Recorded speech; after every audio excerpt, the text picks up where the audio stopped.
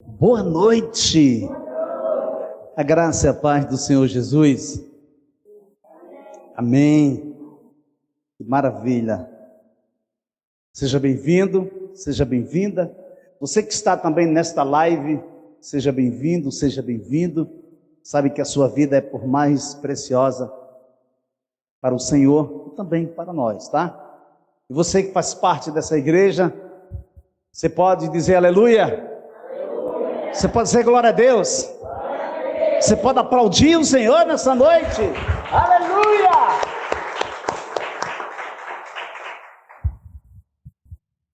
Abra sua Bíblia, Romanos capítulo 4, a partir do versículo 16. Essa é a razão porque provém da fé, para que seja segundo a graça, a fim de que seja firme a promessa para toda a descendência, não somente ao que está no regime da lei, mas também ao que é da fé que teve Abraão. Porque Abraão é pai de todos nós, como está escrito: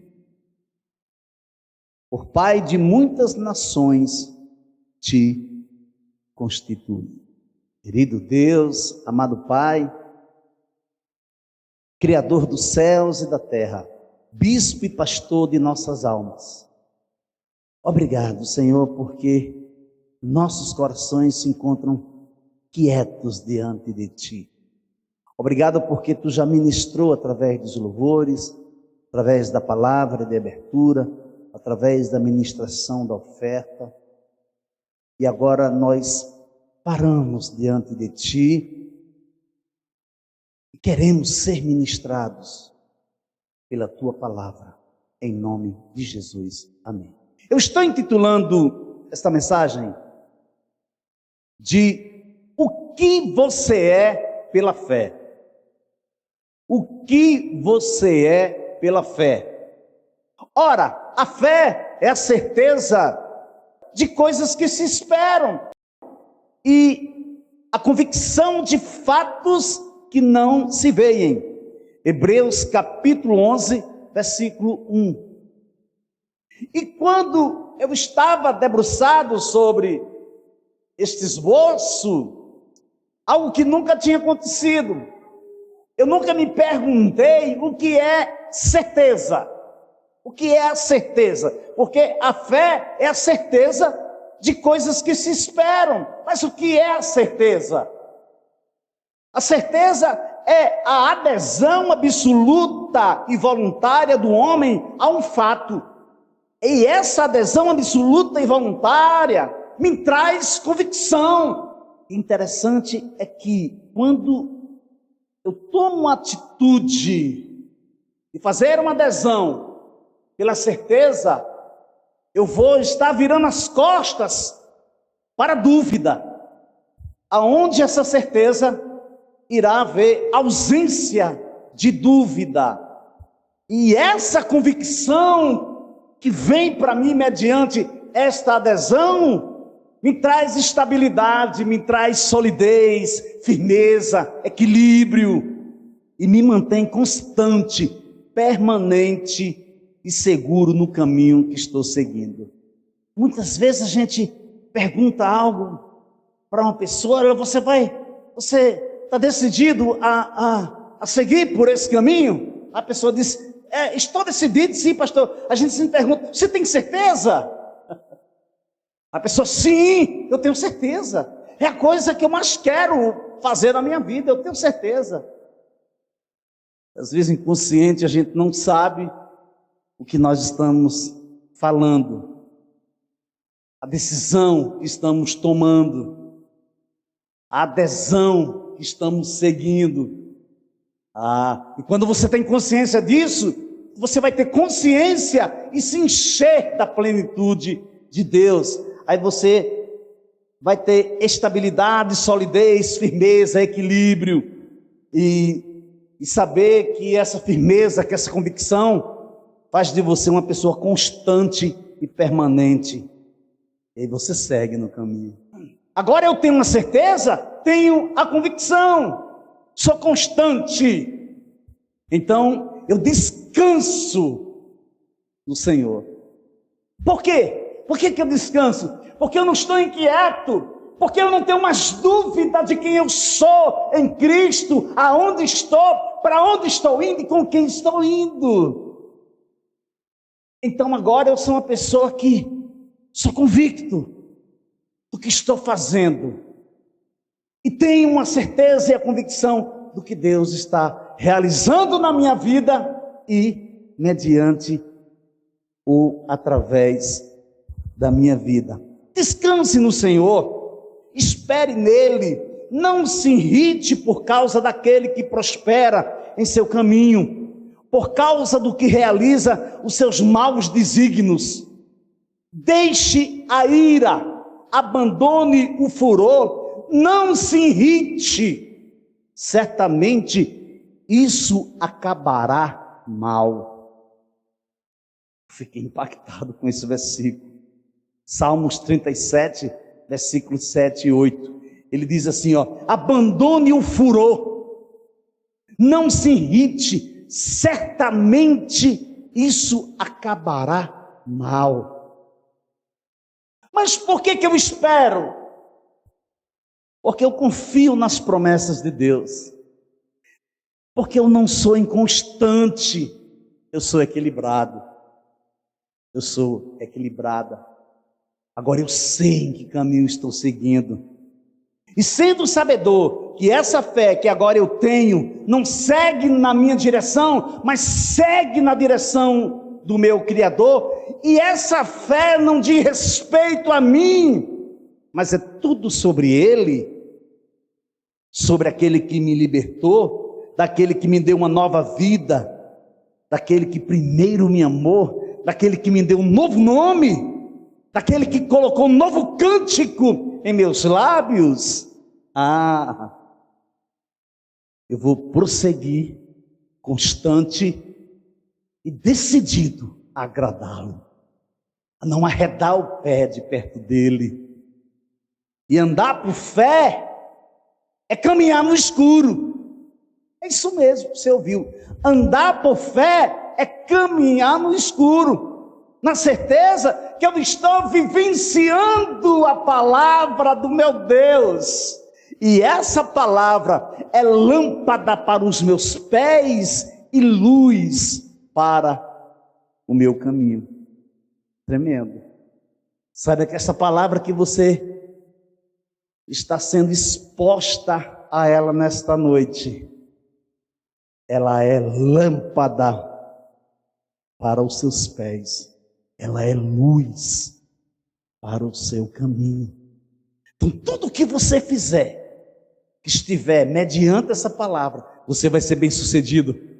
Tudo que você fizer, que estiver em concordância, mediante a palavra de Deus, você vai ser uma pessoa bem sucedida. Você vai ter sucesso. Você vai ser uma pessoa que vai ser uma influenciadora. Você vai ser uma pessoa que vai ser um influenciador. Que você vai romper barreiras. Que você vai ser um marco na sua geração. Amém? Amém ou não? Então, andar por fé é como caminhar no escuro. Não podemos mais andar pelo que vemos. Temos que caminhar no escuro, crendo que aquele que fez a promessa é fiel. Então, a primeira parte desta mensagem, eu estou dividindo em duas partes. A primeira parte desta mensagem de hoje à noite é: você é um milagre absoluto. Você é um milagre absoluto. Vejamos, Romanos 4, versículo 16. Essa é a razão porque provém da fé, para que seja segundo a graça, a fim de que a promessa seja garantida para toda a descendência, não somente a descendência que está no regime da lei, mas também a descendência que tem a fé que Abraão teve. Porque Abraão é pai de todos nós. A promessa tem sua fonte na fé. Então todos nós precisamos ser sabedores que o conteúdo dessa fé é a graça. É algo que nós não merecemos, não é resultado de algo que recebemos por merecer, não, é um favor, algo que eu não mereço, algo que não é uma retribuição. A promessa é garantida para toda a descendência. E por isso que a fonte da promessa é a fé segundo a graça, a fim de que a promessa seja garantida para toda a descendência, não somente a descendência que está no regime da lei, mas também na descendência que tem a fé que Abraão teve. Agora, o maior barato é você ter a consciência que tipo de fé Abraão teve, para que você possa balizar, para que você possa equilibrar a sua fé com a fé de Abraão. Não podemos limitar o poder de uma semente, não podemos e não devemos minimizar a abrangência do poder da semeadura. Uns plantam e outros colhem. O mais importante desse processo é que o nome do Deus Todo-Poderoso é glorificado. Não importa quem plante, quem lança semente, não importa quem vai colher. O mais importante é que o nome do Deus Todo-Poderoso será glorificado. Aqueles que semeiam com lágrimas, com cânticos de alegria colherão. Aquele que sai chorando enquanto lança a semente, voltará com cânticos de alegria, trazendo os seus feixes. Salmo 126, versículos 5 e 6. Agora, isso aqui é muito significante. Olha para cá. Em parte, a grandeza da fé de Abraão está no fato dele ter percorrido seu caminho no panteão. O que é panteão, pastor? É um conjunto dos deuses de uma religião politeísta, ou seja, uma religião que existem vários deuses e a pessoa crê em vários deuses. Então, Abraão trilhou por esse caminho. Abraão percorreu seu caminho em meio aos deuses babilônios, aos deuses cananeus e aos deuses egípcios. Ele ouviu cuidadosamente e teve tempo bastante para ouvir a voz de Deus. O Deus Yahvé, que trazia uma palavra nova. E prontamente Abraão respondeu. Prontamente, ao ouvir essa palavra, Abraão tem uma atitude. Abraão faz um movimento. Sai do meio da tua parentela, vai para uma terra que eu te mostrarei. O que é que acontece? Ele sai.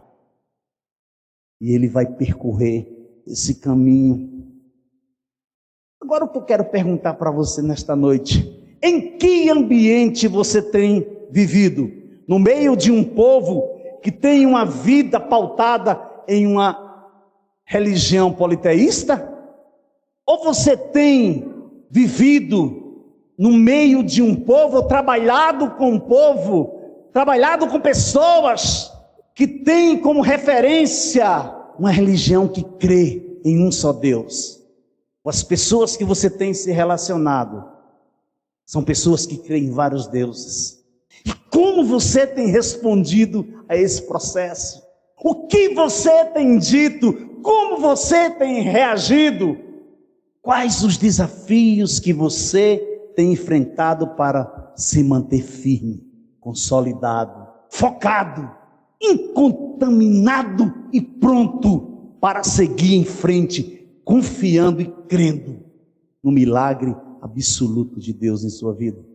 O que tem te impedido de você viver na literalidade do amor, do cuidado, da misericórdia, da fidelidade, dos livramentos desse Deus que tem cuidado de você, que tem te cercado com alegres cantos de livramento, como você tem reagido, como você tem caminhado diante dele, como você tem agido e reagido esse processo.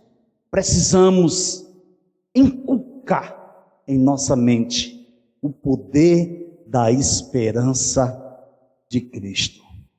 Vejamos o que o autor aos Hebreus fala. Hebreus capítulo 12, versículos 1 e 2.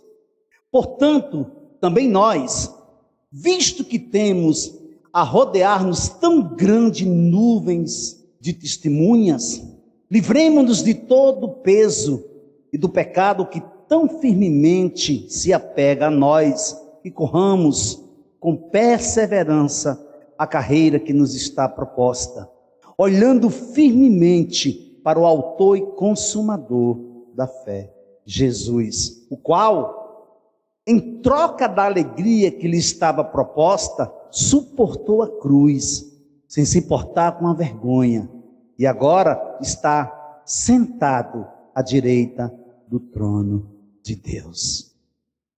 Veja que o pecado que tenazmente ou tão firmemente me assedia, te assedia e nos assedia, é a incredulidade. O pecado, vou repetir, o pecado que tão firmemente, que tão tenazmente nos assedia dia após dia, semana após semana, mês após mês, ano após ano, é a incredulidade. O autor está usando de uma exortação renovada com vigor, por causa dos exemplos apresentados, que inclui todos os heróis da fé no capítulo anterior, no capítulo 11. São essas as testemunhas apresentadas, elas são espectadores de uma grande arena que observam nosso progresso na carreira da fé, na carreira de vida da fé. O que ele faz? Ele está exortando o povo hebreu para que eles renovem a sua perspectiva de vida, renove a sua fé, renove as suas forças em Cristo, porque existe uma plateia que está só observando nossa reação, se temos avançado ou se temos parado. Então, elas são os espectadores de uma grande arena que observam nosso progresso na carreira da vida da fé. São todos os heróis da fé. Mas também, essas testemunhas são todos aqueles que estão ao nosso redor, amado. Eu costumo dizer que as pessoas não jogam pedras em um crente por acaso. A questão é que nós temos um papel a desempenhar. Somos luz do mundo e sal da terra. É para iluminar e para trazer sabor, para preservar o sabor. E, no entanto, não desempenhamos o nosso papel. E somos vistos como um escândalo. No entanto, quando as pessoas olham para a sua vida, as pessoas olham querendo se alimentar, querendo buscar o fruto da sua carreira de fé na sua vida. E muitas vezes elas não encontram. O que é que acontece? Elas se decepcionam. Versículo 12, ele diz, portanto, também nós, visto que temos a rodear-nos tão grande nuvem de testemunhas, livremo-nos de todo o peso e do pecado que tão firmemente se apega a nós, e corramos com perseverança a carreira que nos está proposta. Então, se o pecado que tenazmente ou firmemente se apega a nós, querendo nos impedir, que é a incredulidade, agora veja bem, de todo peso. O que é todo peso? Ele está se referindo ao que é supérfluo, o que é desnecessário, que atrapalha e deixa você sem condição de continuar. Você está entendendo? Quando ele diz que todo peso e todo pecado que tenazmente me assedia, ele está dizendo que esse peso são as coisas desnecessárias da minha vida. Então cabe a mim a identificar o que é necessário e o que é desnecessário.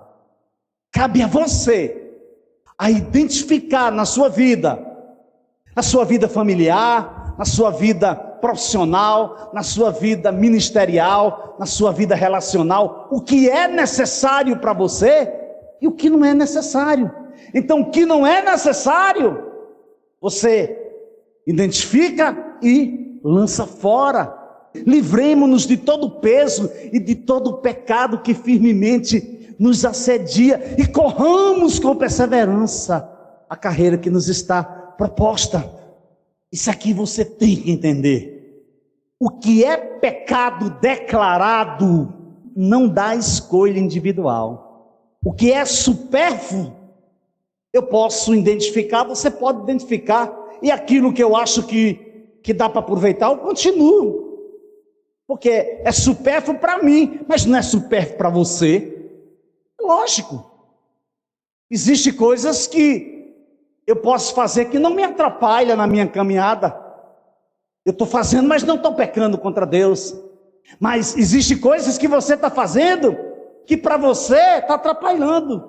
Para você está sendo desnecessário. Então cabe a você deixar ou não. Porém, quando o pecado é identificado e declarado, você não tem escolha. Não existe escolha individual. Você tem que deixar de imediato.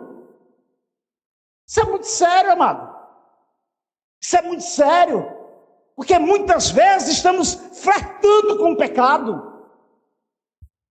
Muitas vezes estamos alimentando o pecado e colocando culpa no diabo. Eu tenho dito desde que essa igreja foi fundada, há 5 anos atrás, eu tenho dito, não brinque com o pecado. Não brinque com o pecado. Porque o salário do pecado, amados, é a morte. Mas o dom gratuito de Deus é o quê?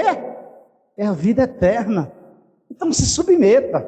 Se você tem consciência que aquilo que você se deparou é pecado, você não vai ainda vai pensar que é superficialidade, você vai pensar que é desnecessário. Não, você tem que cair fora. Sujeitai-vos, portanto, a Deus, mas resistir o diabo e ele fugirá de vós. Interessante. Quando o pecado ele é revelado, sabe o que acontece? Ele sai do esconderijo para agarrar.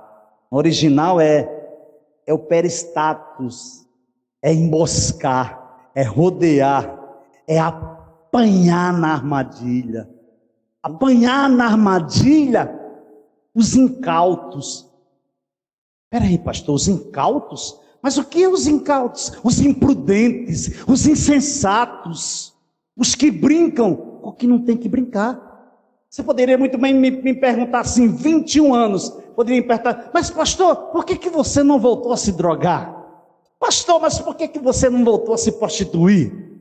Você acha o quê? Você acha que é porque eu sou super crente? Eu sou o cara? É não, porque eu entendi que quem sou eu de trazer de volta o que Deus tirou da minha vida? Quem sou eu? Eu não sou louco de estar flertando com drogas, de estar flertando com prostituição, porque eu sei que em dado momento vai ser consumido, eu vou cair, porque é aquele que pensa, amado, você nem está de pé. Quando você pensar que está em pé, você está no chão. Então há 21 anos atrás eu decidi isso. Não, peraí, não foi eu que saí. Tentei várias vezes deixar droga, tentei várias vezes deixar prostituição e nunca conseguia. Deixava 15 dias, um mês, depois voltava pior. Aí Jesus, dia 1º de setembro do ano 2000, vai e me liberta. Aí agora, eu vou trazer de volta? Não, não, não, não, não. Não, Senhor, eu quero ficar aqui debaixo das tuas asas. Não, Senhor, me lava com teu sangue. Não, Senhor, ai, hoje eu estou um pouco enfraquecido. Mas, Senhor, eis-me aqui. Porque não existe mais outro lugar para mim estar, a não ser aos teus pés, a não ser na tua presença. Amém? Você pode aplaudir o Senhor Jesus nessa noite? Então, o que acontece? Os imprudentes, quando flertam com o pecado, haverá um momento que eles não vão conseguir parar de pecar. Eles vão continuar pecando. Seja por pensamentos, seja por atitudes, ou seja por omissão. E esse tipo de pecado impede nossa carreira. Corremos devagar, não temos ânimo para prosseguir. Irmãos, quanto a mim, não julgo havê-lo alcançado, mas uma coisa faço, esquecendo-me das coisas que ficam para trás e avançando para as que estão diante de mim, prossigo para o alvo, para o prêmio da soberana vocação de Deus em Cristo Jesus. Filipenses capítulo 3, versículos 13 e 14. Você entendeu? Você entendeu como é sério essa questão de todo o peso? Porque esse peso pode ser corriqueiro, sabia? Esse peso pode ser corriqueiro, pode ser algo que esteja te conduzindo para o mesmo endereço de sempre. Espera aí, pastor, o que você quer dizer? Você não sabia que para você ir para uma rua, tem várias maneiras de você ser conduzido, né? Você pede logo a localização. Aí a pessoa manda a localização para o seu smartphone.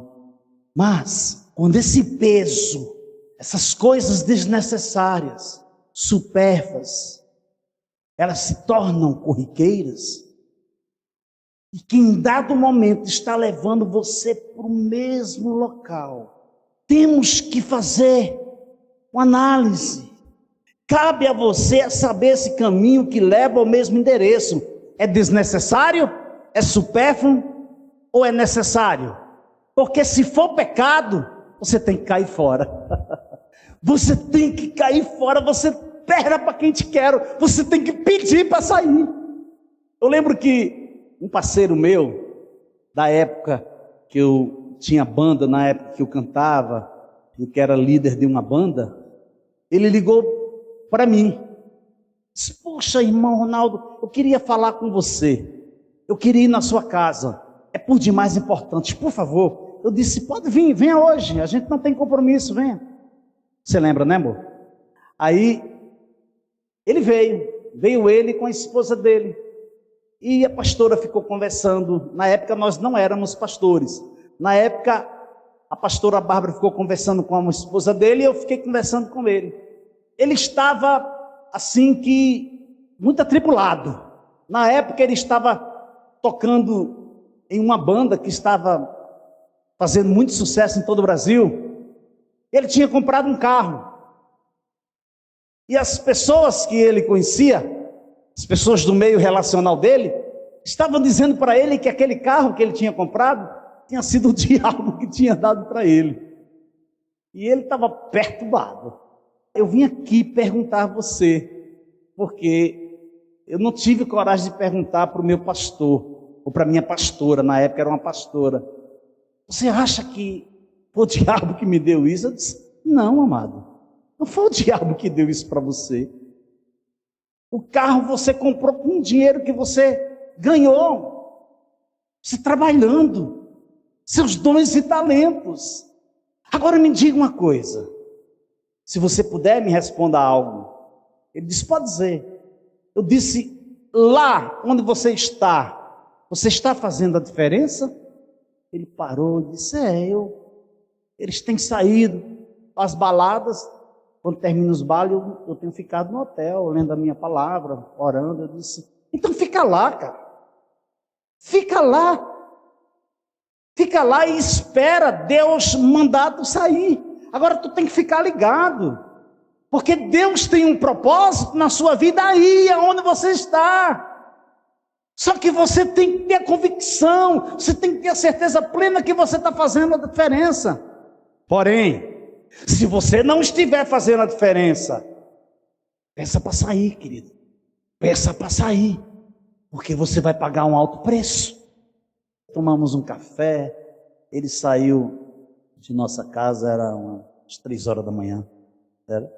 Era aqui em cima, não era? Não deu outra, amados. Não deu outra. 6 meses, ele ligou para mim, feliz da vida, muito feliz. Meu amado, olha, saí, estou liberto. De novo. Ele saiu. Logo em seguida, ele passou por uma prova muito grande. Ele foi acometido de leucemia. Mas Deus esteve com ele. Deus o sustentou. Deus não o abandonou nem um minuto. E hoje ele está aí, firme e forte, glorificando o nome do Senhor. Amém? Então, a segunda parte desta mensagem é: você faz parte do cumprimento da promessa, tá? Você faz parte do cumprimento da promessa. Versículos 17 e 18. Como está escrito: eu o constituí por pai de muitas nações, diante daquele em quem Abraão creu, o Deus que vivifica os mortos e chama à existência as coisas que não existem. Abraão, esperando contra a esperança, creu, para vir a ser pai de muitas nações, segundo lhe havia dito, assim será a sua descendência. Por que você faz parte do cumprimento da promessa que Deus fez a Abraão? Porque você e eu, porque nós, a igreja do Senhor, é descendência de Abraão, amado. 2 coisas importantes foram ditas sobre o Deus que Abraão creu. Primeiro, ele vivifica os mortos. Abraão experimentou esse poder no nascimento de Isaac. Você sabia? Eu nunca tinha parado para ponderar sobre esse texto, quando o apóstolo Paulo fala que, e sem enfraquecer na fé, levou em conta o seu próprio corpo já amortecido. O que ele está dizendo? Que o corpo de Abraão estava morto. Estava morto. Mas morto para quê? Morto para o propósito da promessa. Tendo ele já quase 100 anos e a esterilidade no ventre de Sara. Abraão já se encontrava com seu corpo amortecido. Não tinha mais intensidade ou ação para o propósito de se tornar pai de muitas nações. O apóstolo Paulo tinha em mente o pai especial como aquele que ressuscitou Jesus Cristo dentre os mortos. Está no versículo 24. Segundo, ele chama à existência as coisas que não existem. Este é o poder de Deus criar. Ninguém, nenhum mortal pode compreender o poder criativo de Deus. É incrível. Até hoje, nenhum homem, nenhum mortal na face da terra decifrou, nem compreendeu na sua totalidade o poder criativo de Deus. A natureza dos objetos pode ser discutida. A natureza dos objetos pode ser discutida, como mente, matéria, energia, mas o porquê, como de sua existência, só é exatamente conhecido até onde Deus revela. Se Deus não revelar, nunca saberemos. Abraão esperou contra a esperança. Sua fé foi dirigida para o propósito e alvo. Deixa eu perguntar uma coisa para você nesta noite. Mais uma vez, a segunda coisa nesta noite. A sua fé está canalizada, a sua fé está dirigida para onde? Qual é o propósito da sua fé? Qual é o alvo da sua fé? Hoje, aqui e agora. Como se encontra o teu coração? Que direção você tem tomado de fé? Você saberia responder isso para Deus? Abraão dirigiu sua fé para o propósito, para o alvo. Isso logo quer dizer que precisamos romper em fé em todo e qualquer obstáculo que se deparar diante de nós. Haverá momento que você não vai ter força. É incrível. Haverá momento que você não vai ter força em si mesmo, em si mesma. Mas você precisa se decidir. Você não pode ficar em cima do muro. Você não pode viver em dois pensamentos. Você precisa descer desse muro. E você precisa tomar uma decisão de fé e seguir em direção a um propósito, em direção a um alvo. Abra aí sua Bíblia, eu quero que você leia esse texto comigo. Judas, versículo 3, diz assim, ó: Amados, quando eu me empenhava para escrever-lhes a respeito da salvação que temos em comum, senti que era necessário corresponder-me com vocês, para exortá-los a lutar pela fé que uma vez por todas foi entregue aos santos. Você viu como isso é sério? O que Judas está dizendo? Quando ele estava escrevendo, ele foi tomado de uma vontade, de uma necessidade de corresponder, de se corresponder com a igreja, de compartilhar com a igreja e exortá-la. Para quê? Para lutar pela fé que uma vez por todas foi entregue aos santos.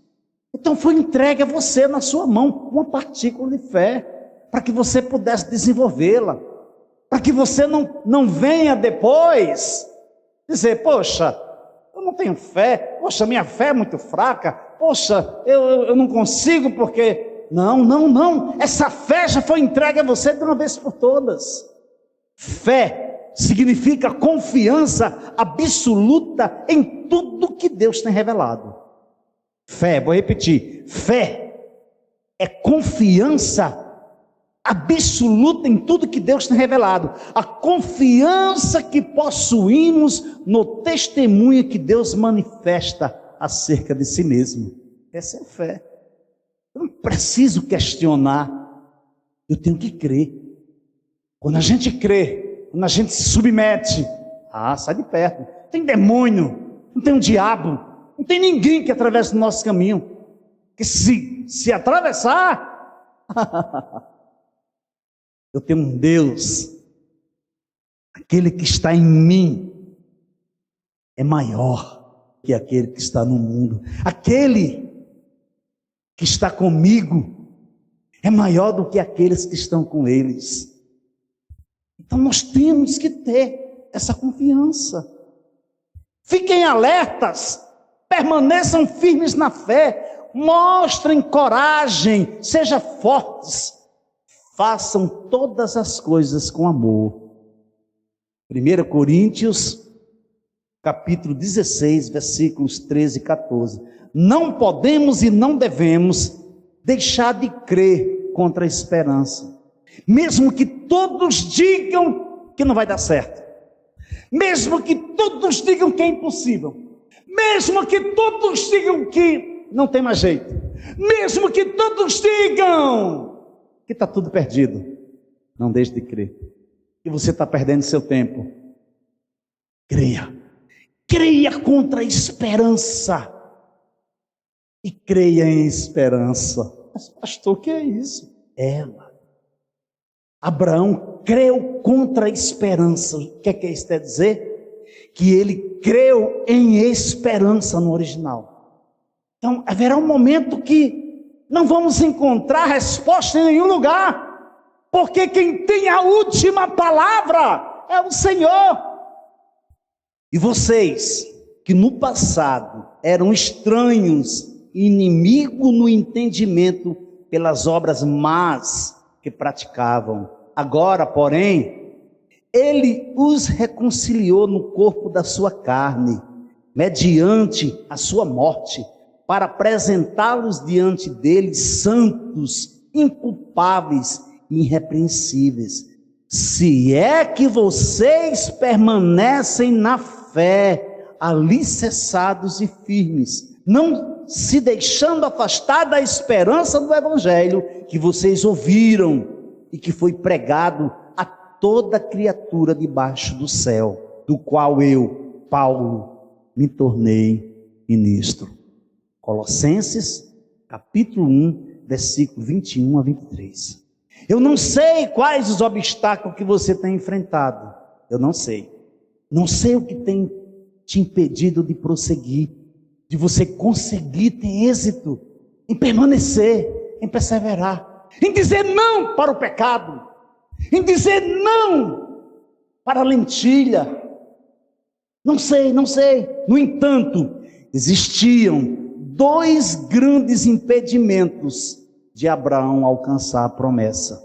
Primeiro, Abraão se encontrava fisicamente incapaz de gerar um filho. Abraão não tinha, amado, aos olhos humanos. Ele era incapaz. Segundo, sua esposa Sara era fisicamente incapaz de conceber e dar à luz. Você vê que seriedade? Mas me responda uma coisa: a promessa foi cumprida? Foi ou não foi, igreja? Foi cumprida. Por quê? Porque fiel é aquele que prometeu. Aleluia. Por que a gente teme? Porque em dado momento a gente descontinua. Porque haverá momentos em nossas vidas que vamos descontinuar. Haverá momento em nossas vidas, em nossa caminhada, que vamos enfraquecer. Você não é o super-homem, você não é inabalável. Porém, cabe a nós reconhecermos nossa fragilidade. Dizer: Senhor, eu pequei. Somente contra ti eu pequei, mas eu quero voltar. Ah, Senhor, a partir de agora eu vou voltar, mas eu vou voltar, Senhor, para que se cumpra em minha vida tudo que tu já falou, que eu sei que tu não revogou, eu sei que tu não revoga, então eis-me aqui. Ah, amado, aí você se prepare, porque Deus fará grandes coisas.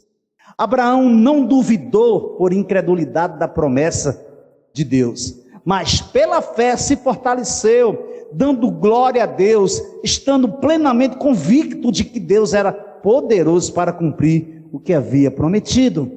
Assim também isto lhe foi atribuído para a justiça. Romanos capítulo 4, versículo 20 e 22. Conclusão. Olha para cá. É o seguinte, dá uma salva de palmas para o Senhor, vamos dar.